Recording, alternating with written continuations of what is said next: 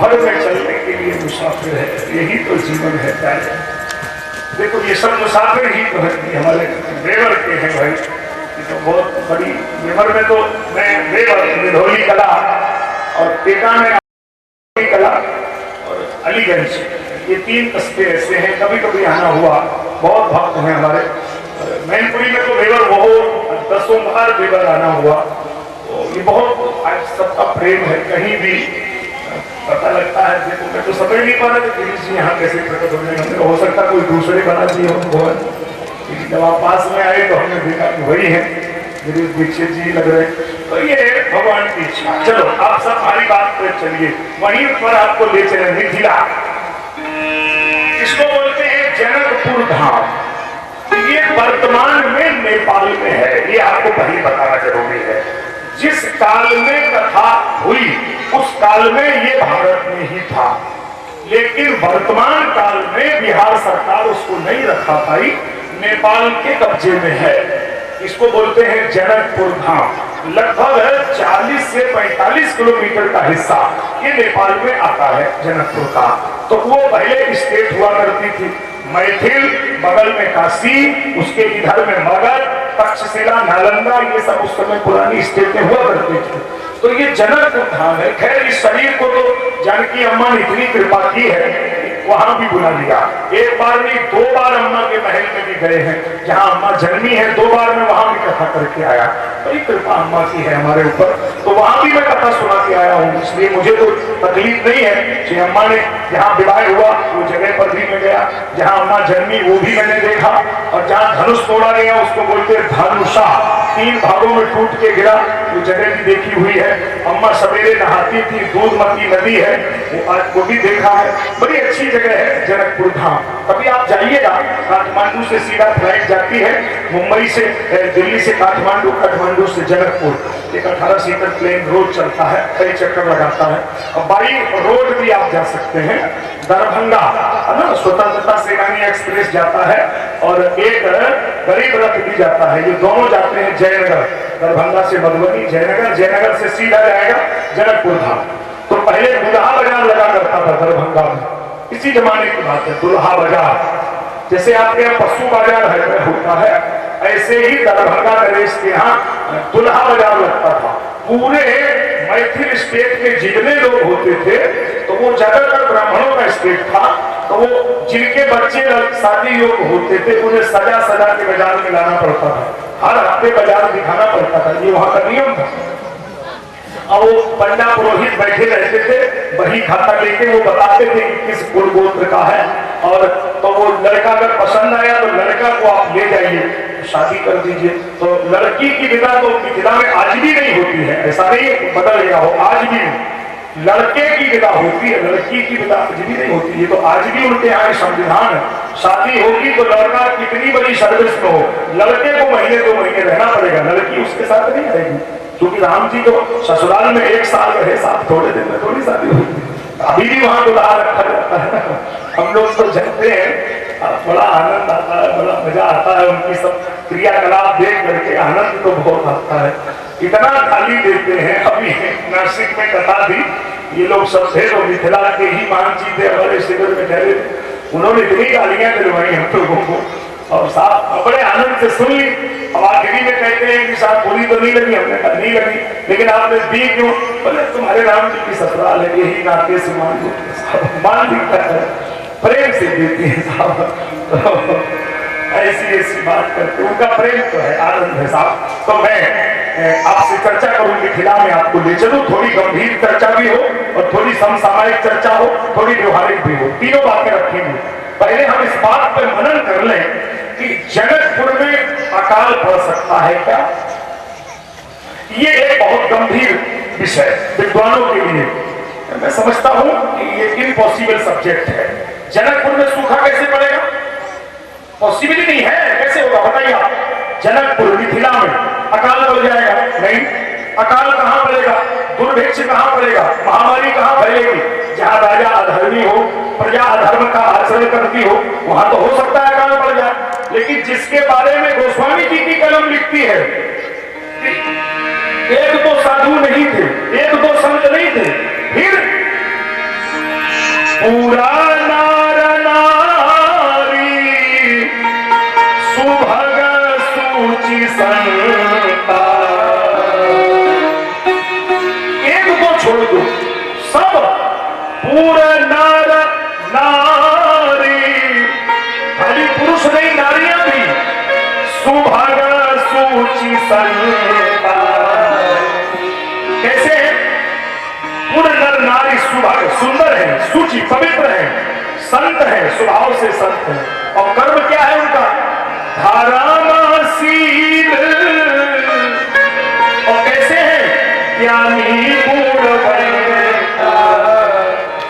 जहां सब धर्मात्मा हो, जहां सब ज्ञानी हो, जहां सब गुणों से भरे हो, वहां अकाल कैसे पड़ेगा, दुर्भिक्ष कैसे पड़ेगा? गंभीर मुद्दा है, विषय समझने लायक है। जहां नीच आदमी के घर में भी संपदा हो, और इतनी हो कि इंद्र उसके ऊपर आंख लगा दे, इतनी संपत्ति। जो संपदा नीच गृह सोहा, सोभ लोक सुरनायक मोहा। है ऐसी मिथिला कोई शांत है। आज भी अगर आपको जानकी महल हम दिखा दें, मोबाइल में होगा वो, कभी आप देखो, बाद में दिखाएंगे आपको। आप आज भी उस महल को देख लो, साफ लगता ही नहीं है कि ये कोई महल होगा। जैसे गजब बनाया है किसी ने उस जमाने में। जगदम्बा जहां उतरी खेल नहीं है। आज भी वहां के जो महंत जी हैं, इस घोर कलिकाल में लगता है कि अम्मा की कृपा उनके सिर पे रखी है। जैसे एक गाय है उनके पास, महंत जी के पास, आज दिन वो गाय ना तो आज तक बांधी गई, ना तो ही जाती है, और 24 घंटे छुट्टी रहेगी और पूरे मिथिला में चक्कर लगाती रहेगी, और दूध गिरता ही रहता, बंद ही नहीं होता। कितना दूध देती है। अन्नपूर्णा अम्मा है वो तो साफ। आज भी मिथिला की महिमा बड़ी। शुचि तीरथ धाम अनेकन है, सबकी अपनी अपनी गरिमा। सब तो सुनना, मैं कुछ कहने जा रहा हूं। शुचि तीरथ धाम अनेकन है, मैं किसी की निंदा नहीं कर रहा हूं। सबकी अपनी अपनी गरिमा। सखी किंतु विदेहपुरी लखित है, लघु लागत मोह समय उपमा। मिथिलेश से भूप मनोज जहां, सबसे बड़ी के मिथिला महिमा। और महिमा मिथिला की नहीं सजनी, ये तो उनकी महिमा जिनकी महिमा, उनकी महिमा जिनकी महिमा, महिमा समझ गए आप? उनकी महिमा, जिनकी महिमा, जिनकी माता का नाम ही नहीं है, ये तो उनकी महिमा है। अब सुनो जरा, इस बात पर हमें चिंतन आपको सुनाते हैं कि मिथिला में अकाल क्यों पड़ गया। देखो, ये गंभीर विषय है, इसका अर्थ क्या है, इस पर थोड़ा मनन हो। बात ये है कि अगर किसी का जीवन सुंदर है, पवित्र है, पूर्ण नारी सुभग सूचि संता, और स्वभाव से कोई संत है, और कर्म से धर्मशील है, गुणों में ज्ञान से भरा है। व्यासपीठ से आपको भी प्रणाम, बड़ी कृपा है आप पधारे। इस कार्यक्रम के हमारे यज्ञ के जो आचार्य हैं वो भी बड़ी श्रद्धा से यहाँ आते हैं, कथा में बैठते हैं। ये उनका अनुग्रह है, बड़े शरीर प्रभु पर कहीं ऐसा लगता है मुझे, इनका स्नेह है।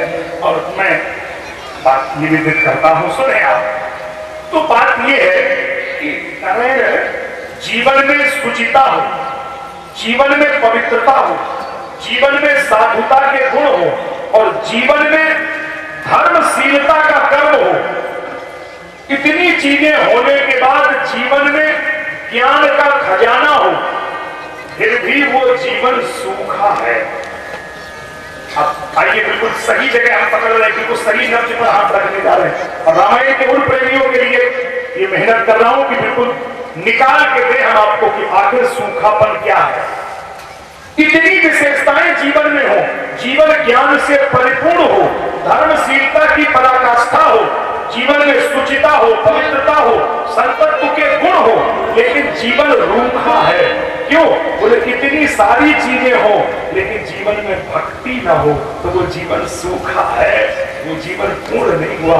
पूर्णता तो तब आएगी जब इसमें रस आ जाए, और रस का मतलब है रसो वैसा रसा महारस, और रस का मतलब है भक्ति, और भक्ति का मतलब है प्रेम। और यदि राम को मिथिला में प्रकट करना है तो प्रेम चाहिए, और प्रेम तो रसीला होता है। रस माने होता है जोड़ना, रस से तो जुड़ेगा ना। जैसे कोई चीज टूट गई हो तो कैसे जोड़ेंगे, गीले से कि सूखे से, बोलो ना। फेविकोल गोंद ले, गीला है तब तो जोड़ेगा। तो अगर आपका हृदय गीला है तभी तो कोई आपसे जुड़ेगा, आप रसीले होंगे तभी तो जुड़ेंगे। आप चिंतन करें तो अकाल कहां पड़ा, कौन सी जमीन है वो? सुमति भूमि थल हृदय अगाधु, वेद पुराण कुदधि घन साधु। सुमति भूमि थल, सुंदर बुद्धि, ये जमीन है। सुमति भूमि थल हृदय अगाधु। अब ये इसमें सूखा बढ़ गई, इसमें प्रेम नहीं है, इसमें भक्ति नहीं है, तो ये सूख गया। और इस सूखे हृदय में हल चलाना है। हल का मतलब लोहे का हल नहीं, कांच का हल नहीं।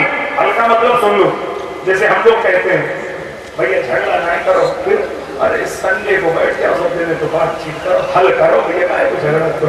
हल का मतलब विचार, हल का मतलब विचार। और विचार किसका? हमारा, आपका ना। ज्ञानी का विचार। ज्ञानी कौन? जनक। ज्ञानी की पत्नी कौन? ज्ञानी की सहधर्मिणी सुनैना, हमारी सूक्ष्म दृष्टि। ज्ञानी कभी स्थूल चिंतन नहीं करते, सूक्ष्माति सूक्ष्म चिंतन करते हैं। और अब मैं इस बात को बिल्कुल सही जगह लाके रखता हूं। 1 मिनट ले रहा हूं आपका, लेकिन पहले 1 मिनट आप सावधान हो जाओ, तब हम लेते हैं 1 मिनट, नहीं तो आपके समझ में नहीं आया, हमारी मेहनत बेकार हो जाएगी। बिल्कुल तैयार, हमारी तरफ देखिए। ज्ञानी महापुरुष के जीवन में सूक्ष्म दृष्टि से किया गया विचार जब किसी घट में टकराता है, घट माने घड़ा, घट माने हृदय, जब किसी ज्ञानी का विचार हमारे घट को, हमारे हृदय को छू करके निकल जाता है, तो इसी हृदय से भक्ति प्रकट होती है। हमारी जनकपुर में जानकी की बात ये है, ज्ञानी का विचार हृदय को छू करके निकल जाता है। और जब कोई ज्ञानी हमारे हृदय को छू करके निकल जाता है, उसके विचार हमारे हृदय को प्रभावित कर देते हैं, तो हम उसके चरणों में सिर रख के उसको गुरु लेते हैं, उसके चरणों में समर्पण कर देते हैं। लेकिन किसी का विचार हृदय को छू करके निकल जाए, बस बात ये है तो प्यारे है। और जब भक्ति हृदय में प्रकट हो जाएगी तो वहां भगवान बुलाई नहीं जाएंगे, अपने आप आ जाएंगे। अगर किसी को भगवान से दोस्ती करनी है, भगवान से प्रेम करना है, तो पहले वो ये सुन ले कि इरादा बदलना है कि रखना है। पहले तो इरादे को मजबूत कर लो, क्योंकि उनके यहाँ जो गिफ्ट है वो जरा अलग तरह का है। आजकल लोग दोस्ती में गिफ्ट पहले तय कर लेते हैं, प्रेजेंट क्या देना है, गिफ्ट क्या है। भगवान से दोस्ती करनी है तो गिफ्ट सुन लो, ये उनका गिफ्ट तो 24 घंटे तैयार रहता है। जो उनकी दोस्ती करने जाएगा उसको तुरंत डब्बा दे देते। सुन लो, ये है उनका गिफ्ट। समझाता हूं, जिसे एक बार जीवन में प्रभु का प्यार मिलता है, उसे बस आंसुओं के हार का उपहार मिलता है। न तन से प्राण जाता है, न प्राणाधार मिलता है। और किसको दिखाऊं बढ़ती मंच की मंजिल, न कोई वैद्य मिलता है, न कोई उपचार मिलता है। और दूर रह करके उनसे न जाने उनसे क्या क्या बात होती है। और हृदय के तार से जब उस हृदय का तार मिलता है, और जहां कुछ छल छलाता अश्रु जल दिखलाई देता है, बस उसी मानस में हमको वो सांवरा सरकार मिलता है। ये त्रिबिंदु कह रहे हैं, दिल में घनश्याम आ गए, दिल में अगर घनश्याम ना होते तो ये बरसात ना होती। बस ये उनका खेल है।